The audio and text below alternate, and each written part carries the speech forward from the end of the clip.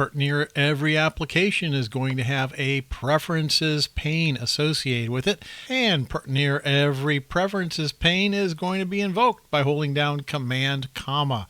That's one way to do it, or you can just select it here. And the Finder is no different. It has a very robust preferences panel. Let's talk about all of these things here. You have 4 tabs across the top of this window: General, Tags, Sidebar, and Advanced. All right, let's begin with General. The General tab of the Finder Preferences begins with Show these items on the desktop. You've got things that you can see on the desktop, but there's a bunch of things on my desktop that are currently not visible. And if I click this button, you're going to see all of these external hard drives I have connected to my computer. Quite a few of them, huh? So I turn those off. It's not very visually appealing when you're recording these kind of messages. CDs and DVDs, if you had any inserted into your computer, you can turn that on here. And connected servers. From time to time, you might connect to a file server somewhere else on the internet or even in your office, and you can show those servers that are connected by checking that box. When a new Finder window is created by going to the File menu and choosing New File or New Finder Window, where does this thing open up? What is the default location of this? This is a folder. It's a smart folder, which we'll talk about later, called All My Files. I don't like this very much. It's another one of my pet peeves, I suppose. All My Files just kind of grabs everything and throws them into one window, and it's just not very helpful to me. So when I have a new Finder window open, I would prefer to have it open either to my home directory, as indicated by this little house, and this home directory is Acularian, or even better yet for me, is just open it to my hard drive. So now that that's selected, and I choose File, New Finder Window, this window opens to the Macintosh HD, my hard drive, the root level of my hard drive. From here, I can go into any directory that I want and find the things that I need to find. So that's where I prefer my windows to open. Open folders in tabs instead of new windows. This requires just a little bit of demonstration of the tab system in folders. When you have a window open, it is a single window, but you can open a new tab in this window. These are tabs, all right? And you notice when I open this new tab, it opened to what? My Macintosh HD. So every time I say Open New Tab, it's going to start at that root level. If I go someplace else with that, then these tabs are all at different locations. Well, this preference option here was created so that when you open a new folder, it'll open in tabs instead of windows. And honestly, I can't make it work. So if I say New Finder Window, a new window opens up, and I can't see what the benefit of that particular preference pane is. So open folders in tabs instead of windows. If I come back here and I open this, I don't get it. I've got another folder off here to the side. That opened in a new window. I was expecting it to open in a new tab, and it didn't. So I think this is probably a bug. Not sure. You can try it. Your mileage may vary. Now, there's a really cool little feature built into the Finder, spring-loaded folders, and let me show you what that does. When you take a folder and you hover it over another folder and just hold it, you get some blinking, and then it springs open. If you drag it back out, it closes. See that? How it springs open? So you can navigate down through a folder hierarchy just by hovering over a folder, and it'll open. You go away from the folder and it will go away. It closes back down. This delay is built into the preference panel because sometimes you don't want this to happen very quick. So you may want it to wait a long time before that effect happens. So that's a little bit longer. So that's what the spring-loaded folders option is all about. I use that quite a bit, but you can change the duration right there of that. Tags are pretty interesting.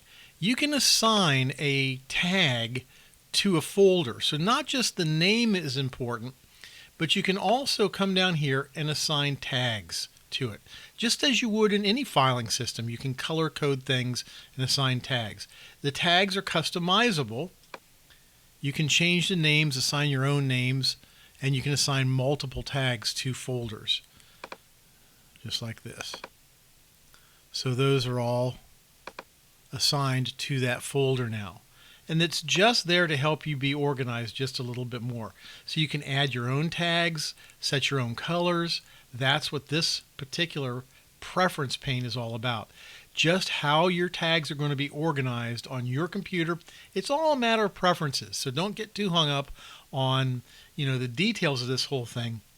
It's really just there for your organizational purposes.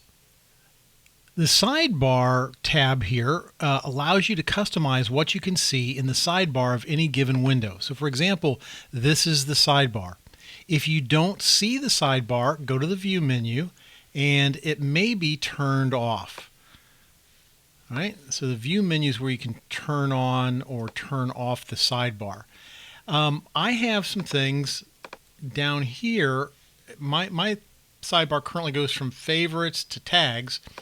And if I went and turned on my devices here,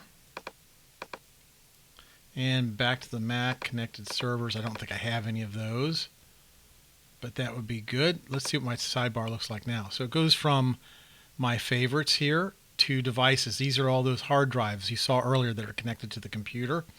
And shared devices, I think those were absent before. So you may want to clean up your sidebar just a little bit, and you can turn these things off so it's not quite as cluttered. But if you're in there all the time, you want to leave them on. It makes it really convenient. Once again, I don't like this all my files smart folder, so I turn that off. I'm not using iCloud Drive. And the rest of these, I should probably turn Accularian on. And these are the sidebar preferences. Finally, the last tab is the Advanced tab. In the Advanced tab, you're going to find a particular thing of interest here called Show All File Name Extensions.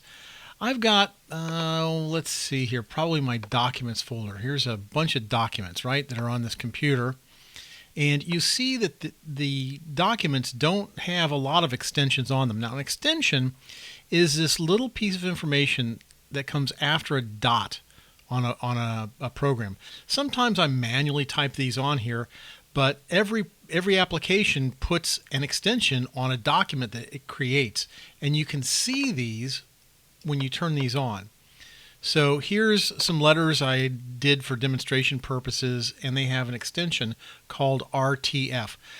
The Macintosh is supposed to be very human readable, right? It's supposed to be very friendly to the humans. So extensions aren't considered to be very friendly, are they? They kind of, they're kind of in your face, and you go, what is all this stuff? It's helpful for some cases that you want to know, okay, this docx, that was created by Microsoft Word. I happen to know this. .screenflow. This is a screen recording like I'm doing right now. These are helpful to know the extensions sometimes, and certainly your PC user friends, your Windows user friends may want to know those, but I don't need to have them on, so I tend to turn them off. You can allow the Macintosh to show you a warning before changing an extension. You can't come in here and just change an extension. It'll ask you about it. Are you sure you want to do that? If you change an extension, you may not be able to open that particular document anymore. So if I came down here and changed this docx extension to .rtf or .pdf, that document may no longer open. So you don't want to mess with extensions. They're there to tell the computer what program to open the document with. All right. Show warning before emptying the trash. Remember that little sheet that popped down when we said empty trash? Well, you can have it skip that warning if you want and just immediately empty the trash if you uncheck that. And you can, by default, have the trash can emptied securely in this preference pane. When you're searching your Macs, how do you want to do this search? Do you want to search the entire Mac? Do you want to just search the current folder you're in, or do you want to use whatever previous search scope you were in? We haven't talked about searching yet, the spotlight commands, but we'll be talking about those soon enough, and those preferences are set here. So this one item under the Finder menu, really called the application menu, right? This preferences pane is what we've been talking about, and every application will have a preferences pane that's associated with it. These are the things, of course, that would be germane to the Finder. Next, let's go on and move over to the File menu.